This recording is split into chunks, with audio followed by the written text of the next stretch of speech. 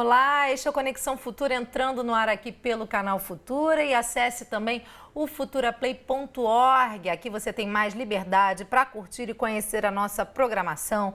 Você assiste aos seus programas favoritos, encontra com a gente também nas redes sociais, tem conteúdos exclusivos para você nos nossos perfis do Facebook e do Twitter. E aqui embaixo, na página do Futura Play, você encontra alguns destaques da programação, como, por exemplo, o curta documentário Arrasamani, que fala sobre dois jovens homossexuais da periferia de São Paulo. O curta documentário é uma parceria do Canal Futura com a Agência Pública de Reportagem e Jornalismo Investigativo. O Aedes aegypti é só um mosquito, mas parece um gigante. Sozinho, ele é capaz de transmitir 3 doenças cujos sintomas muitas vezes se repetem: febre, manchas no corpo e dores nas articulações. Por exemplo, costumam colocar de cama os pacientes diagnosticados com dengue, zika ou chikungunya. E essas doenças podem evoluir de forma grave caso o paciente seja idoso ou tenha algum problema crônico de saúde. Mas os registros de chikungunya têm aumentado entre os jovens também. Então, comigo aqui no estúdio, tirando dúvidas sobre esse assunto, está a Flávia Gibara, que é infectologista pediatra do Instituto de Pediatria da Universidade Federal do Rio de Janeiro. Olá, Flávia, bem-vinda, tudo bem? Tudo bem. É um prazer conversar com você. Bom, dengue, zika e chikungunya sempre são assuntos que preocupam, principalmente com a proximidade do verão. Elas ainda são cercadas de algum mistério, né? Mas é possível a gente dizer por que elas têm sintomas tão parecidos? Elas são bem parecidas, principalmente no início do quadro, né? Principalmente a dengue e a chikungunya, que vão cursar com febre alta. Mas a dengue ela é marcada por um mal-estar mais intenso, dor atrás dos olhos muito intensa, cefaleia. A chikungunya, ela pinta o corpo mais precocemente do que a dengue e ela é bem marcada pelas dores nas juntas, né? Principalmente as juntas de pés, mãos, punhos, tornozelos. Geralmente é dos dois lados, mas podem ser de um lado só.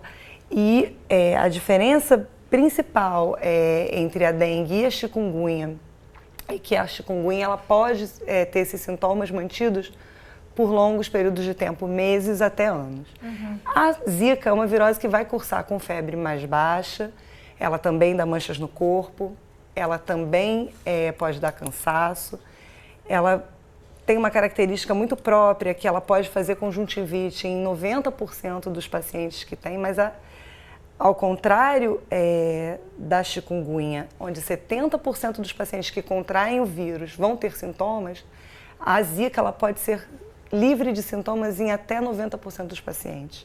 Então você pode ter zika e não saber que teve zika. E o paciente que tem chikungunya, muito provavelmente, ele apresentará os sintomas, assim como a dengue. Essa foi uma questão importante no último verão, né? A coisa de ser assintomática. A zika acabou passando despercebida por muitas pessoas, principalmente mulheres grávidas. Sem dúvida. Inclusive, existe a recomendação de que se faça o teste em gestantes durante a gravidez, para que se possa investigar e observar esse bebê depois do parto. Já que você falou de testes, eu queria saber então se já existem exames capazes de diagnosticar cada uma delas. Sim, existem exames sorológicos e exames de isolamento viral, que podem ser feitos dependendo do caso, no início do quadro ou até depois, no caso das cronificações, dos pacientes que têm chikungunya, que ficam com sintomas por mais tempo, existem testes sorológicos que podem ser feitos e que vão identificar a doença. E o hemograma, né? Muitas vezes a gente chega na emergência com algum sintoma da dengue e os médicos fazem um hemograma. O hemograma é capaz de identificar alguma delas além da dengue? Exato. O hemograma, ele vai mostrar características virais. Então, ele vai mostrar leucopenia, que é a diminuição dos leucócitos, a diminuição dos linfócitos e a diminuição das plaquetas. No caso da dengue, a hemoconcentração e as plaquetas muito baixas, abaixo de 100 mil. Uhum. Lembrando para você que um valor mínimo, em geral, é em torno de 150 mil. Uhum. A chikungunya, ela baixa também as plaquetas, mas não tanto quanto a dengue, então ela não tem tanto risco de hemorragias, de manifestações hemorrágicas e de hemoconcentração como a dengue. A chikungunya ela é uma virose que, como a gente fala, ela acarreta uma extrema morbidade. O que é isso?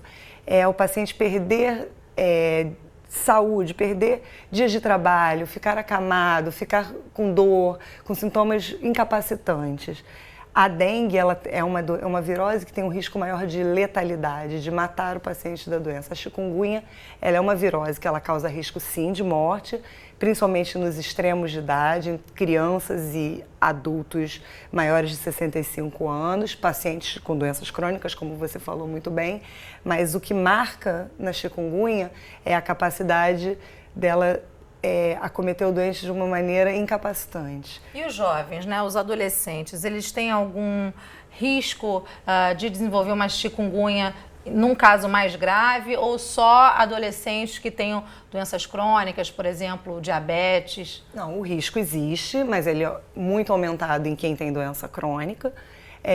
Mas para o jovem, você imagina, ele vai deixar... O jovem é um esportista, ele não vai poder fazer o esporte, ele vai precisar fazer repouso no período, ele vai perder dias de aula, ele pode ficar impedido de ir à escola por conta das dores, dos sintomas, por um período prolongado. Isso pode ter uma repercussão muito importante. Pensa agora, época de Enem, né? Já pensou a pessoa sem poder exercer suas atividades do dia a dia normais, né? Uma virose incapacitante. Agora, Flávia, o verão passado, como a gente já colocou aqui na entrevista, ficou muito marcada a Zika. Né? Poucos foram os casos de chikungunya. É possível que no próximo verão, entre 2016 e 2017, tenhamos casos maiores de chikungunya, já que a população não acabou sendo, não foi picada pelo mosquito, não desenvolveu a chikungunya, mas é possível que isso aconteça agora, nesse verão, que a gente tenha mais casos de chikungunya do que Zika e dengue? Tendo a circulação de chikungunya, tendo o vetor, que é o mosquito, né? É possível que sim. Até porque é uma virose, como a gente já conversou, que ela não passa despercebida em 70% dos casos. É uma virose que gera sintoma nos pacientes infectados, na maioria deles. Então, é possível que isso aconteça. Gente, eu quero rapidamente mostrar para vocês que estão em casa alguns sites aqui bacanas para você se informar mais, então, sobre prevenção, tratamento da dengue, da febre chikungunya e da Zika. Tá aí para você, combateaedes.saude.gov.br. Tem aqui até a hashtag mosquito não, porque é responsabilidade de todos nós combatermos o vetor, o mosquito. A gente tem que ter responsabilidade, principalmente você que mora em casa, com muitas plantas, piscinas, é importante tomar cuidado. Então aqui nesse site você encontra informações valiosas para você. Tem até aqui, a gente encontra uma aba de tira dúvidas sobre cada uma delas. E aí eu quero dar um outro site também para você que é educador, professor, professora que está nos assistindo, o Blog da Saúde. O Ministério da Saúde lançou o site Crianças contra a Zika, que traz um material muito bom para você utilizar em sala de aula, porque a gente sabe que são as crianças que acabam se tornando multiplicadoras de várias ações importantes, né, que levam essas informações até a sua casa. Então, se você quer trazer esse material, tem aqui disponível para download, tem cartilha, tem desenho animado, tem entrevista, tem músicas para você trabalhar com as crianças também, falando então do combate ao mosquito. Flávia, tratamento. É um tratamento semelhante para cada uma dessas doenças?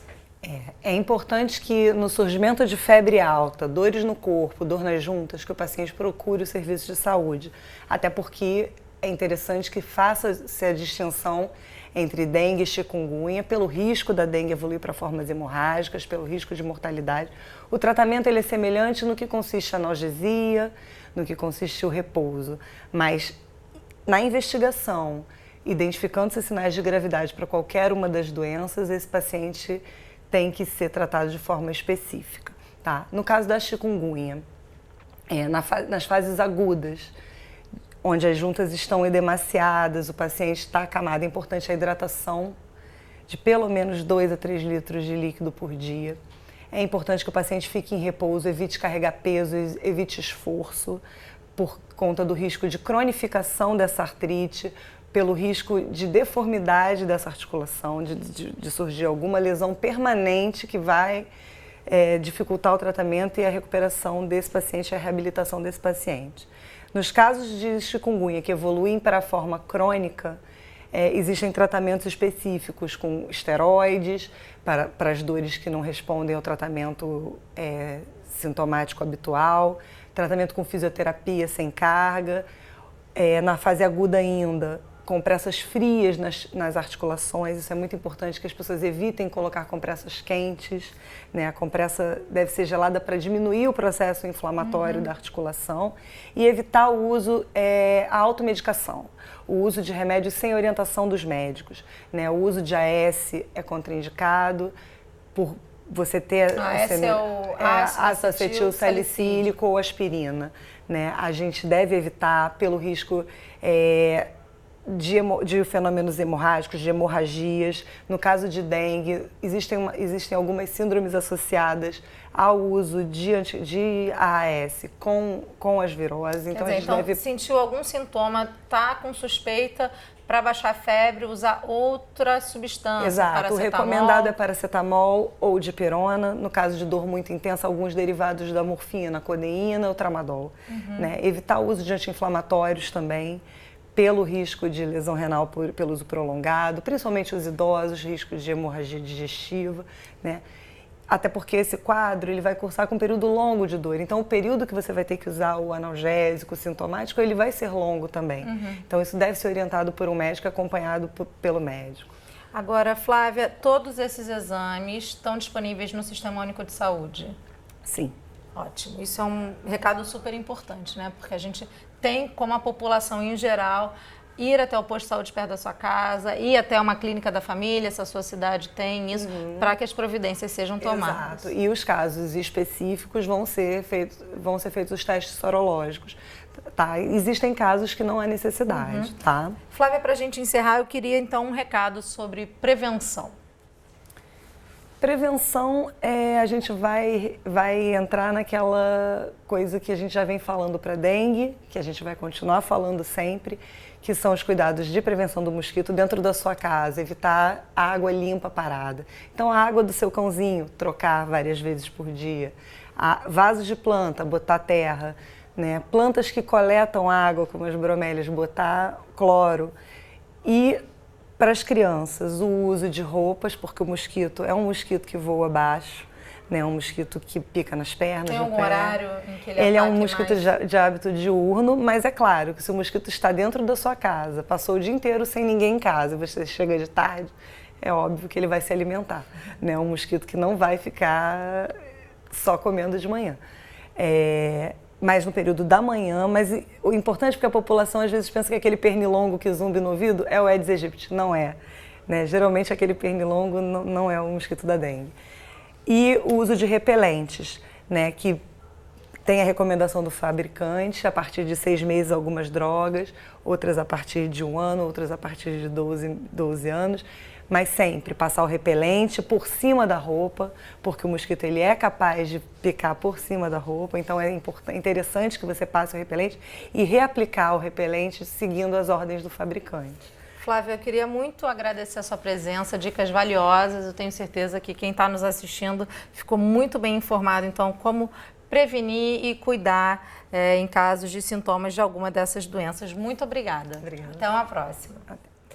Bom, na próxima entrada do Conexão Futura, vamos falar sobre dietas da moda para entrar em forma no verão.